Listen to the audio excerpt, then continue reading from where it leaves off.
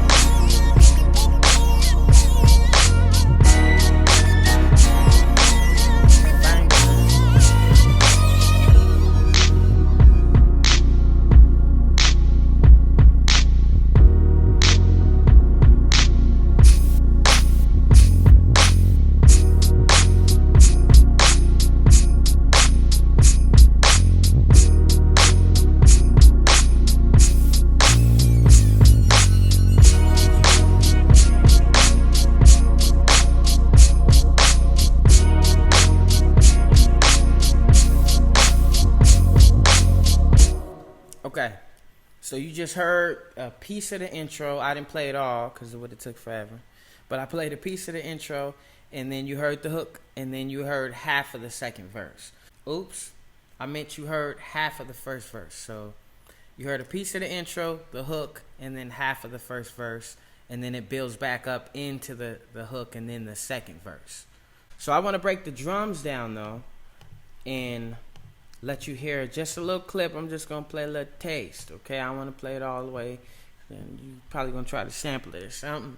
But anyway, you could actually get the full loop in the Slap Pack 1. I actually put this loop in there. I know, crazy. A lot of producers won't do that, but I did that because I'm not going to let you use anything that I'm not going to use, right?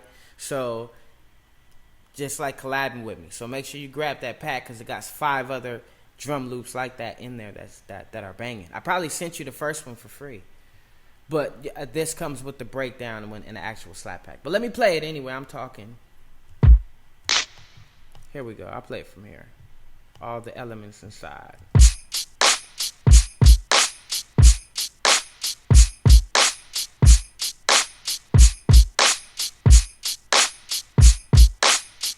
Okay, that's all you get right now. Okay. But anyway, that's what really set the track up, because I start with the drums usually, just because it provides that groove. It locks the groove in, and I get so inspired by just hearing the dopest drum sound. So, you know, to me, it just helps me kick the whole session off.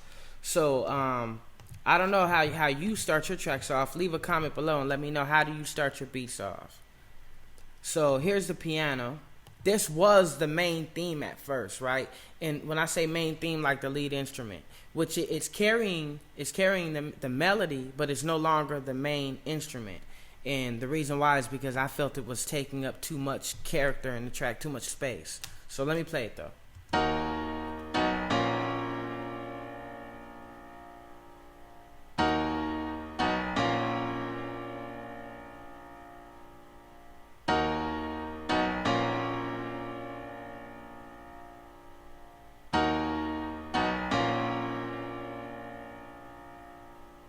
Okay, so there you have it.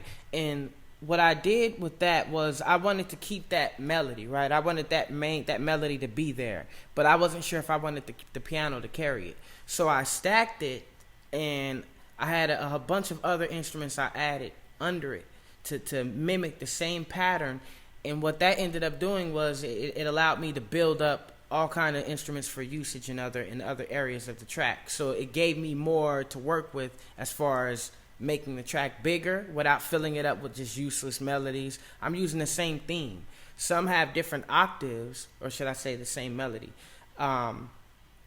Some parts of some instruments that I stacked have different octaves to them, but there's only one that's responsible for carrying the whole track, and I felt that it should be this way because we want to leave the artist room, right? When we're making beats, we don't want to overproduce on the track. So here's this, it's called 16 millimeter Dream Sequence, an instrument here in Logic. You can find it in the EXS24. So look, it's like a pad and a synth together. I mean, a pad, synth pad and an organ together. But just caught myself. Check it out.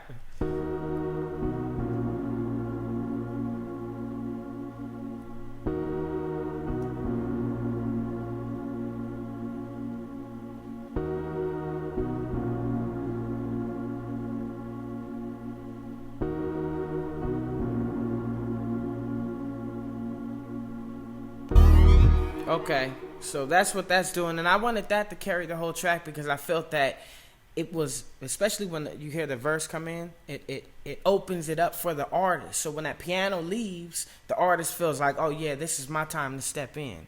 You want to do that to your tracks. You want to make the artist feel like they're inside the track.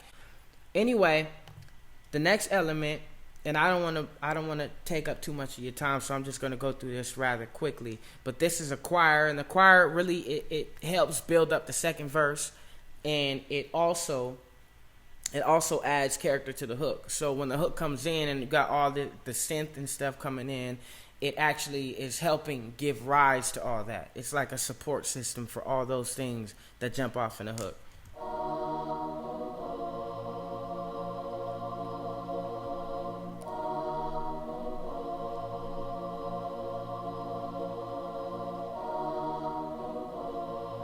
So you get the point. It basically keeps going like that for the next few bars, and then it ends and it opens up the verse, and then it comes back in when that verse is building up again. Okay, so look, this element right here, this keyboard, an electric piano, it's called wide case.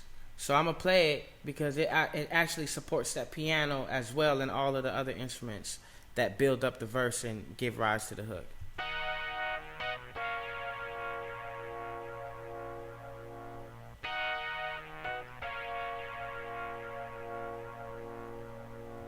Okay, something real simple, but I wanted something with a bite and a sharp kind of sound to help balance out that piano. So, and then I'll just play all these hook instruments together. And there's some effects at the bottom too.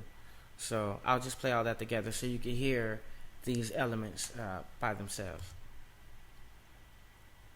So when the hook comes in, this is how you know you hear these. Actually, I'm sorry, there's more than that. Oh no. Am I? Oh yeah, there is. I'm sorry.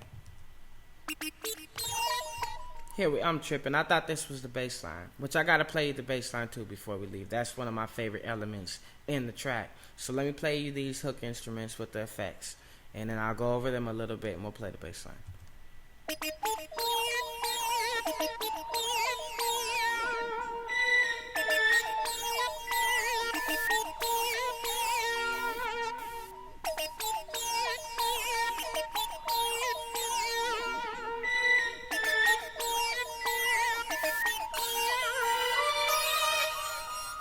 Okay, so in the hook it gets kind of crazy, right? You hear like it sounds like a synth circus or something going on. But that's because I wanted to make you feel like, yo, this is where the hook is at. For whether it's the artist, and when the artist writes that into the song, now the listener can feel like, oh, okay, it's taking me somewhere. You want to be able to take people somewhere, and the overall song, when you're producing for that end. Like, okay, what kind of song could this be? What kind of artist is going to be on this? This is why we do the type beats as well. Because like we're painting a picture. It's like instead of a motion picture, it's a audio picture. So we're painting it in sound, and we're painting this movie. We're giving a story, and we're passing it on to the artist, so that way the artist can carry it and then carry it on to the listener. But it starts with us. So that's why these elements are coming in there like that. And I believe that that's like one of the only parts of the song where you could have like instruments playing like different melodies over the main melody, because it's really, I gotta plug my charger up. So it's really about making it sound like a story. So I'll play this bass line for you now, and then we'll be about this piece. Alright, here we go.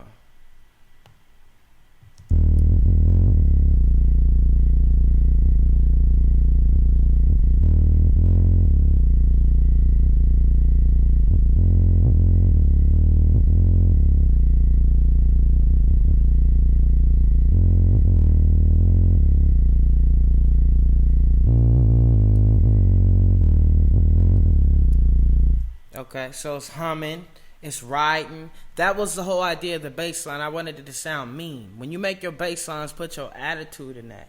You know, I put my attitude in the bass line because I wanted to sound mean. I wanted to sound like, yo, I'm riding. This is where I'm at. This is where we at.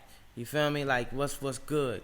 So, and we tend to do that as producers. We put our emotions and our feelings into the music. That's what it's really about. That's what music production is about. So when I'm putting that bass line and I'm really feeling it, I'm giving it that attitude. I'll do it a few times over if it's too stiff. I want it to be loose. I never quantize my bass lines either. So anyway, that's it. That wraps it up. Okay, I'm not gonna talk your ear off, man. If you enjoyed this, give me a thumbs up, please. Like, comment, share. If you got producers friends, tag them.